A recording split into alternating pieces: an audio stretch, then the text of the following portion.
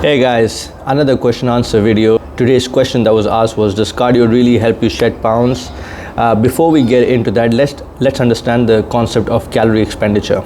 You need energy for four things: your BMR, basal metabolic rate, so keeping you alive, all your systems in your body; exercise activity thermogenesis, so fueling your exercises; non-exercise activity thermogenesis, doing laundry, cooking, walking to your car; and thermic effect of food. So to break down food, you need energy. Now you need to be in a calorie deficit to actually lose weight. So this means that your calorie expenditure should be higher than your calorie intake. The greater the deficit, the more drastic the change. Now, does cardio actually help you? Yes, it's a good modality to use to increase your energy expenditure. At the end of the day, it all goes on that formula of calorie intake should be less than your calorie expenditure. Now, in terms of body composition is something where cardio can really come in hand, and also for longevity purposes. So if you just look at cardio from losing weight perspective or losing fat perspective, I would say change your mindset and look at it from a longevity perspective and your heart health perspective, because your VO2 max really dictates your longevity. Now, let's say if you do VO2 max training, so where it is max effort or sub-max effort, where something where you're going really high intensity for 10 seconds, you're usually using your muscle glycogen. And when you come to the aerobic side of it, where you're using oxygen, you use a lot of free fatty acids that's in your bloodstream, and also sometimes your muscle glycogen, it depends. But if you're trying to lose fat and working on that composition, I would say focus on zone 2. So let's say you can do 2 days of zone 2 depending on your activity level. You can even do 3 days of zone 2 training, 30 to 45 minutes, breathing in through your nose, out through your nose. It uses up a lot more of your fat stores, but keep in mind, you need to have a good strength training program. You need to keep in mind what you're eating and your recovery.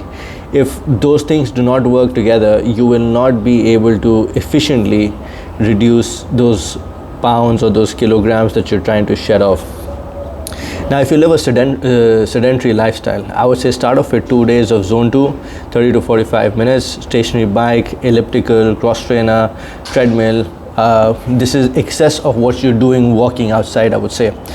If you're intermediate, I would say 3 days of zone 2 or 1 day of sub-max training. Sub-max means high intensity but not all out, that you can sustain for, let's say, 4 minutes in, and then rest for 4 minutes and then do it again. Or you can even bring it down, start off at 2 minutes, 3 minutes. If you're really active, I would say 2 days or 3 days of zone 2, 1 day of VO2 max training is absolutely important. As you keep doing more zone 2, your VO2 max capacity will actually go up. Now, as again, resistance training is very important, because at the end of the day, resistance training increases your muscle mass, and the amount of lean muscle mass that you have, the more calories will it take for your body, so for your BMR to sustain you. So this means calorie expenditure is a lot more. When you eat protein more, it has a higher thermic effect. Exercise activity is probably around 10 to 15% of your total energy expenditure. BMR is your major. So keep in mind, resistance training is important. Keeping good lean muscle mass is important.